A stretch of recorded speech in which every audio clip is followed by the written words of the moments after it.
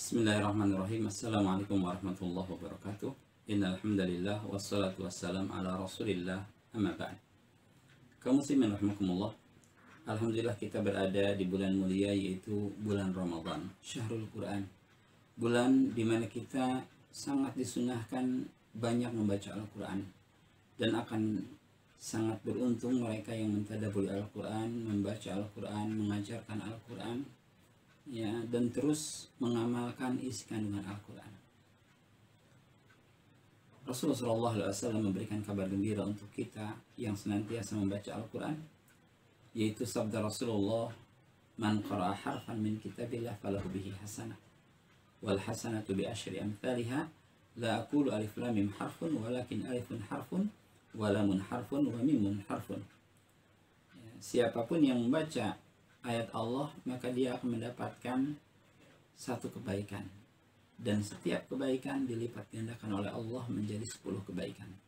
Aku tidak mengatakan alif lam mim itu satu, tetapi alif satu, lam satu, dan mim satu. Maka banyak sekali pahala yang mereka dapatkan ketika mereka membaca dan mentadabburi Al-Quran. Kebalikannya, ada orang-orang yang justru meninggalkan Al-Quran atau hajrul Quran. Bahkan sejak zaman Rasul ini ada orang-orang yang sengaja meninggalkan Al-Quran. Bahkan Rasulullah SAW pernah mengadukan hal ini kepada Rabbnya, kepada Allah Subhanahu wa Ta'ala. Dalam surat Al-Furqan ayat 30, Rasul mengadukan kepada Allah, dan Allah menceritakan hal ini. Allah berfirman, "Wa qala ar-rasulu ya Rabbi inna qaumi ittakhadhu hadzal Qur'ana mahjura." Wahai Rabbku, dan Rasul berkata, "Wahai Rabbku, sesungguhnya kaumku telah menjadikan Al-Quran ini sesuatu yang ditinggalkan." Kaumku telah meninggalkan Al-Quran. Apa makna hajrul Quran? Ibnu Katsir rahimahullah mengatakan, ya, setidaknya ada 6 makna hajrul Quran atau meninggalkan Al-Quran. Yang pertama, tidak mendengarkannya dengan baik ketika ayat itu dibacakan. Ya, tidak mendengarkan ayat-ayatnya dengan baik ketika dibacakan. Ini termasuk ke dalam amalan orang-orang kafir di zaman Rasul. Bahkan Allah berfirman, "Wa qala alladziina kafaru la tasma'u li hadzal Qur'an." Dan orang kafir berkata, "Janganlah kalian mendengarkan Al-Quran ini, walghaw fihi la'allakum taghlibun."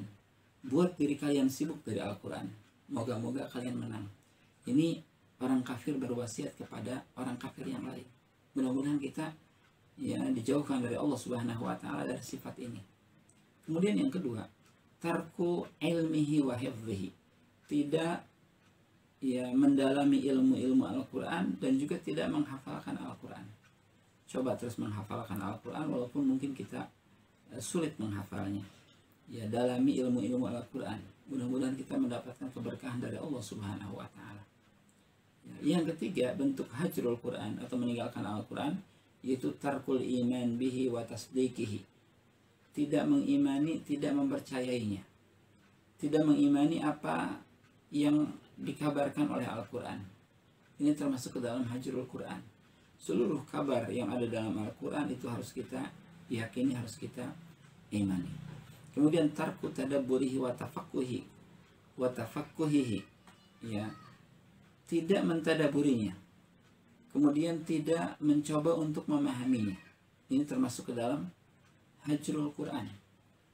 Kemudian tarkul amal bihi wa imtithali awamirihi wa ijtinabi zawajirihi, yaitu tidak mengamalkannya, kemudian tidak melaksanakan perintah-perintahnya, dan juga tidak menjauhi larangan-larangannya.